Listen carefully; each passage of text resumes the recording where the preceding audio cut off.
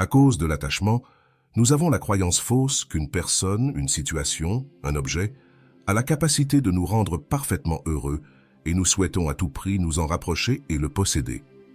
Le bonheur, au sens ordinaire, inclut l'attachement. Cela signifie que quand son objet disparaît, nous éprouvons aussitôt de l'insatisfaction. Le bonheur est un état d'esprit et croire à tort qu'il vient de l'extérieur conduit invariablement à connaître insatisfaction et souffrance. La véritable source de paix et de bonheur existe au-delà des attachements et des désirs. La seule personne qui peut le découvrir est soi-même. Bienvenue sur Vision Stoïcienne. C'est toujours un plaisir de me connecter avec vous, en partageant des idées profondes issues du vaste monde. N'oubliez pas de cliquer sur « J'aime », de partager cette vidéo avec vos proches, de vous abonner à notre chaîne et d'activer la cloche de notification pour rester informé de nos contenus les plus récents. Chaque geste compte pour nous aider à faire grandir cette communauté dédiée à la sagesse et à l'épanouissement. Bouddha a affirmé « Le monde est plein de souffrance. Tout comme la racine de la souffrance est l'attachement, la suppression de la souffrance réside dans l'élimination de l'attachement. L'univers que tu perçois est l'œuvre de ton esprit. Seul toi as le pouvoir de te donner le bonheur, et chaque instant est plein parce que tu l'habites. Aujourd'hui, dans le présent perpétuel, ici et maintenant, tu seras heureux peu importe ce qui t'accompagne. Tu pourras passer d'un moment à l'autre jouissant pleinement, libre des charges émotionnelles d'hier. Tout comme les lys des champs et les oiseaux du ciel, tu seras libre d'inquiétude, vivant toujours l'éternel présent. Le détachement pourrait être défini comme l'absence d'être. Imagine l'esprit d'une personne assoiffée et désespérée et celui de quelqu'un qui ne l'est pas. Observe dans ton esprit la différence. Où vois-tu la paix, la tranquillité et la sécurité? Et où vois-tu l'opposé? Maintenant, observe le monde, le malheur qui t'entoure et t'habite. D'où cela vient-il? Tu diras, de l'économie, du chômage, des guerres, de la solitude. Mais si tu observes attentivement, tu verras que ce n'est pas cela, car si ces problèmes étaient résolus, d'autres raisons surgiront pour continuer le malheur. Alors, qu'est-ce que c'est? Eh bien, c'est que tu emportes ce malheur avec toi, où que tu ailles. Le bonheur réside en toi, et tu ne peux pas échapper à toi-même. Il est dans ta programmation, dans ton ordinateur cérébral. Ce sont tes croyances, celles qui semblent si logiques que tu ne perçois même pas comment elles t'esclavagisent. Ton esprit ne cesse de générer de l'infortune. Si tu examines cela, tu découvriras qu'il n'y a qu'une seule source de malheur, le désir. Qu'est-ce que l'attachement?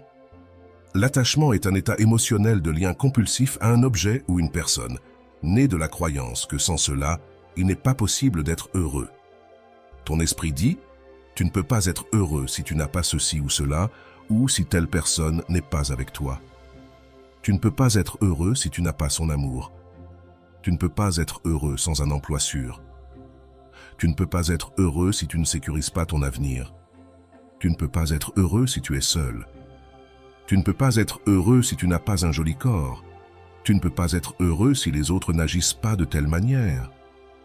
Et combien d'autres? Tu ne peux pas être heureux si ton esprit est programmé pour te montrer constamment que si ce n'est pas pour une chose, c'est pour une autre que tu ne peux pas être heureux. Et tout cela est faux. Tout cela est faux parce que tu es heureux ici et maintenant, mais tu ne le sais pas. Car tes fausses croyances et ta vision déformée des choses t'ont rempli de peur, de préoccupations, de liens, de conflits et de culpabilité.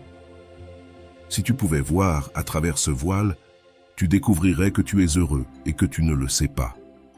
Il n'y a pas un seul moment dans ta vie où tu n'as pas tout ce dont tu as besoin pour être heureux. Avec un grand H, toutes les choses auxquelles tu es attaché et sans lesquelles tu crois que tu ne peux pas être heureux sont précisément tes sources d'angoisse. Ce qui te rend heureux ou non, ce n'est pas la situation qui t'entoure, mais les pensées dans ton esprit. L'attachement est un état émotionnel à deux faces, une positive et une négative. La positive est le plaisir et l'émotion d'obtenir ce que tu désires. La négative est la menace et la tension qui l'accompagnent, ce qui te rend vulnérable au désordre émotionnel et menace constamment de briser ta paix. Observe bien. Si l'objet de l'attachement n'est pas obtenu, la souffrance naît, et s'il est obtenu, cela n'apporte qu'un moment de plaisir, suivi de l'inquiétude et de la peur de le perdre. Nous pouvons vaincre les attachements, oui, en y renonçant, en reprogrammant notre esprit. Fais une liste de tout ce à quoi tu te sens attaché et dis à chaque chose « En réalité, je ne suis pas à toi. Je me trompe en croyant que sans toi, je ne peux pas être heureux. » Je te laisse être toi-même, avoir tes propres pensées, suivre tes propres goûts, suivre tes propres inclinations et agir comme tu le souhaites.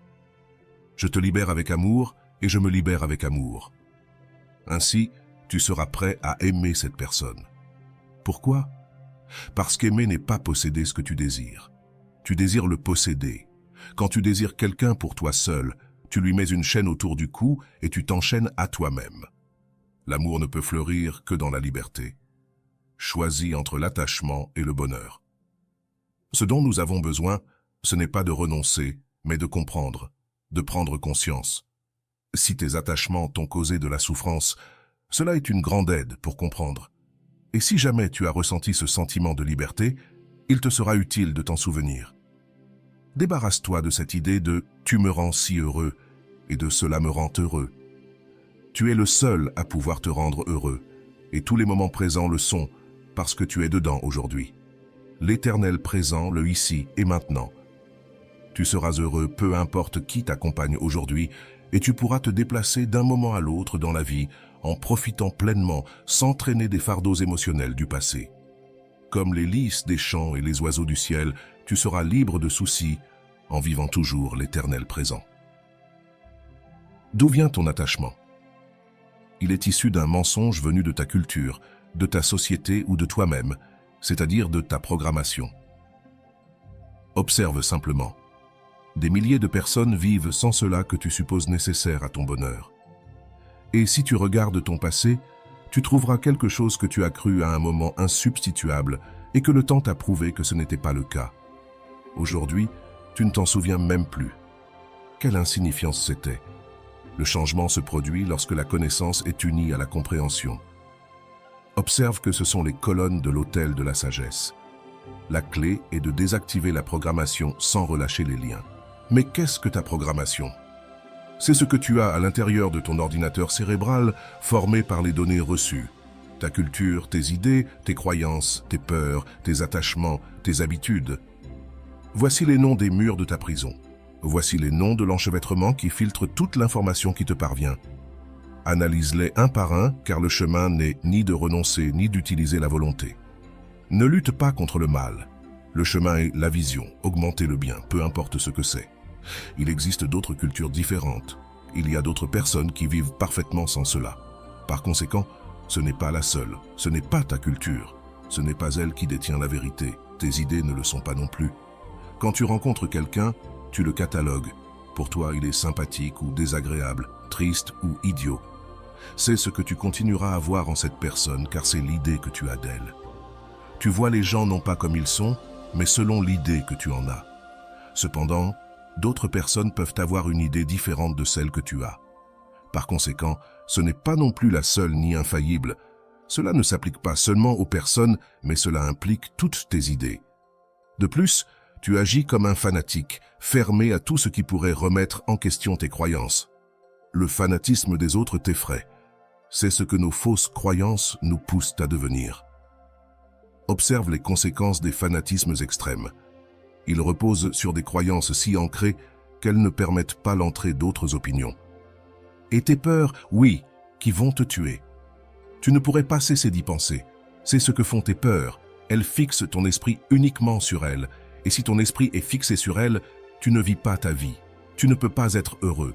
Rien ne pourra te réjouir. Tu verras tout du côté le plus sombre.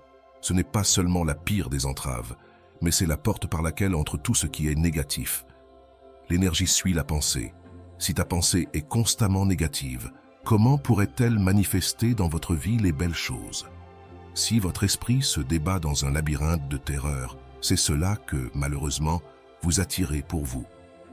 Ensuite, il s'occupe de vous faire voir que ce que vous craignez est arrivé. Ce qu'il ne vous dit pas, c'est qu'il l'a créé avec ses pensées. La peur constitue la combinaison parfaite pour matérialiser ce que vous craignez, car elle allie pensée, sentiments et paroles. Fermez cette porte sombre et ouvrez celle de l'amour de tout votre cœur, car l'amour est l'opposé de la peur. Remplissez-vous d'amour et peu à peu, vos peurs perdront de leur force, comme un avare protégeant son trésor. Ne feignez pas de ne voir que ce qui menace vos attachements. Rappelez-vous qu'ils sont la cause de la souffrance. Si vous demandez à quelqu'un s'il aime souffrir, il dira sûrement que non.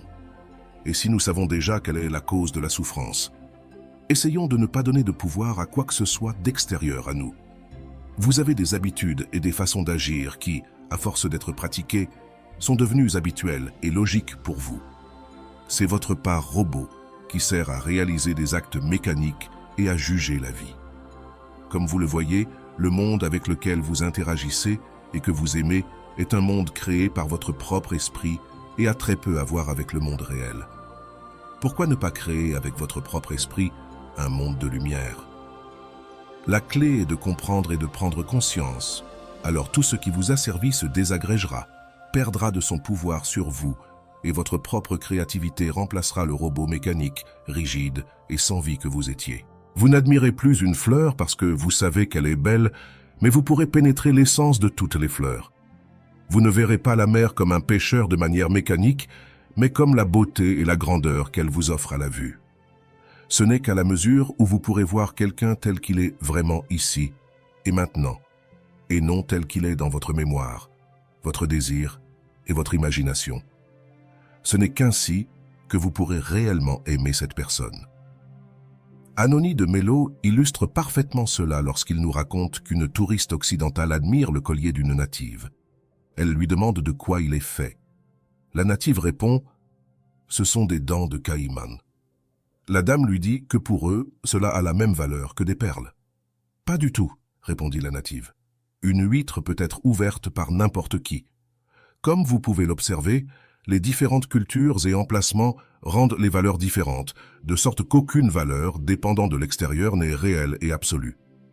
Ceux qui ont atteint l'illumination comprennent qu'un diamant n'est qu'une pierre à laquelle l'esprit humain a donné de la valeur, que les rois sont aussi grands ou petits que votre esprit décide qu'ils le soient, et que tout a la valeur que vous lui donnez.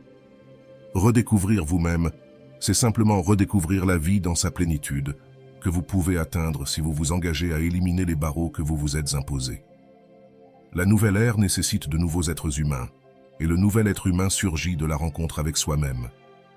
Il surgit en comblant l'abîme qui nous sépare de la réalité, par la force puissante de l'amour. Il surgit par l'effort de réintégration qui suit la pensée. C'est pourquoi ceux qui croient en des choses erronées, tout comme ceux qui ne croient qu'à ce qui est limité dans leur vie, revendiquent pour eux-mêmes la prison spirituelle. Détachez-vous, redécouvrez-vous et vivez de manière plus consciente et libre, en comprenant que l'esprit a le pouvoir de créer votre réalité. Si cette vidéo vous a inspiré, cliquez sur j'aime, partagez-la et n'oubliez pas de vous abonner. Maintenant, écrivez dans les commentaires « Je me détache » pour que je sache que cela vous a plu et vous a aidé. Cette vidéo cherche une manière rapide et efficace de guérir votre estime de soi et votre vie. J'espère vous revoir dans une autre vidéo.